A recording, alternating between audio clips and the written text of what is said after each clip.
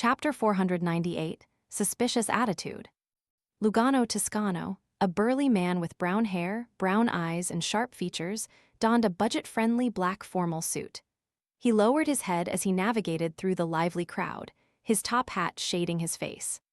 After a series of turns, the Beyonder, now a Sequence 8 doctor, entered Rue des Pavés beside Le Marché du Quartier du Gentleman.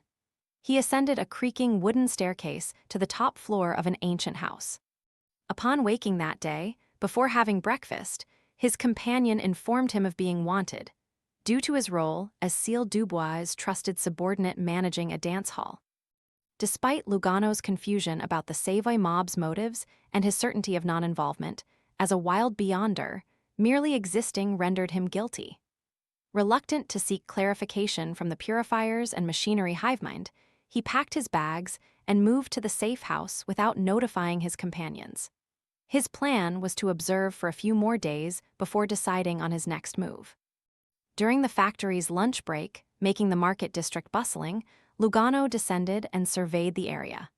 True to his expectations, he discovered he was indeed wanted, with a bounty of 2,000 Verl d'Or.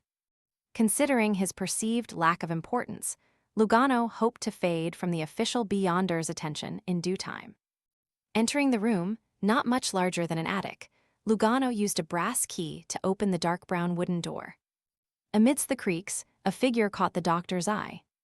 Seated at a simple wooden table, Cécile Dubois displayed golden black hair, a silver earring, a white shirt, a dark jacket, grayish-blue pants, and leather shoes.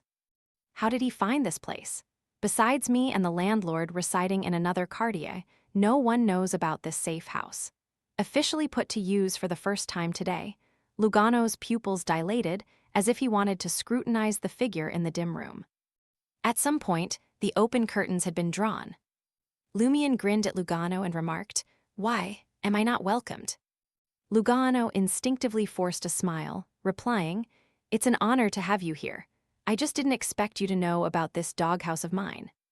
He spoke with humility, but also subtly hinted at Lumian, "I haven't forgotten that I'm your dog." As Lugano spoke, he entered the room, closing the wooden door behind him. The space darkened, and a snap echoed. The candles on the simple wooden table suddenly ignited, casting a yellowish flame. Lumian lowered his raised right palm and nodded slightly, asking, "Any questions?" Lugano didn't delve into the crimes of the Savoy mob's brass that had made him a wanted man. Instead, his concern was elsewhere. "Monsieur Cécile, how did you know about this safe house of mine?" Lumian chuckled. "I can find anything if I put my mind to it."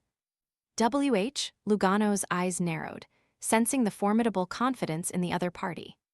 Cécile's actions also validated his words. Of course, Lumian wouldn't tell Lugano that he had followed him multiple times, determining the locations of his 3 safe houses.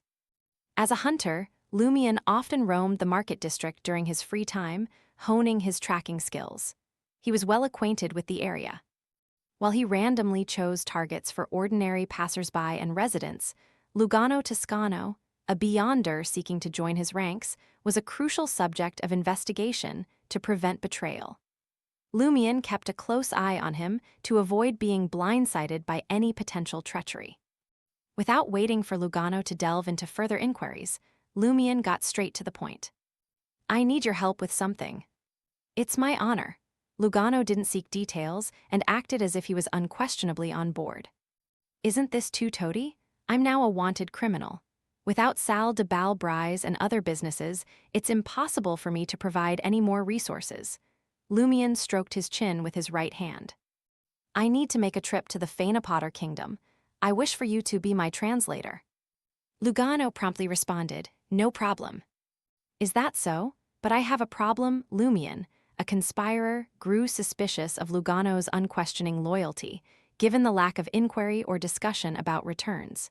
He instantly became highly focused.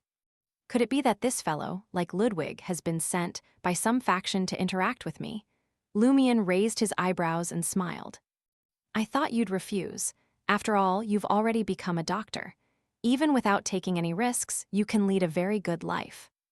Doctors could use superpowers to treat illnesses and injuries, easily sustaining themselves in any country or city." Lugano said sheepishly. I'm also wanted. I'm planning to find a place to hide before returning to Trier.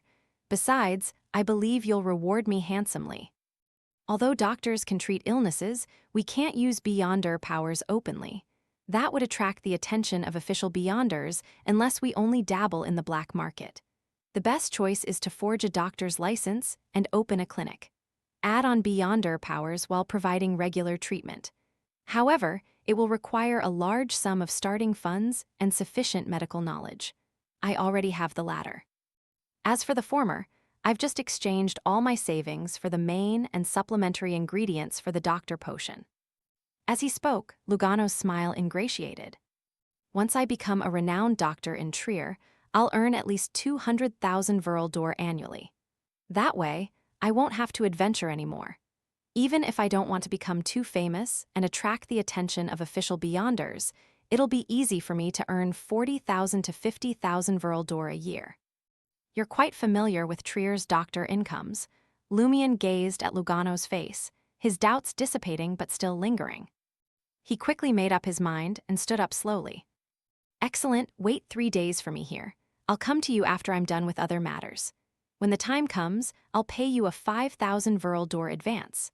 When I don't need your translation services, I'll give you another 5,000 Verldor.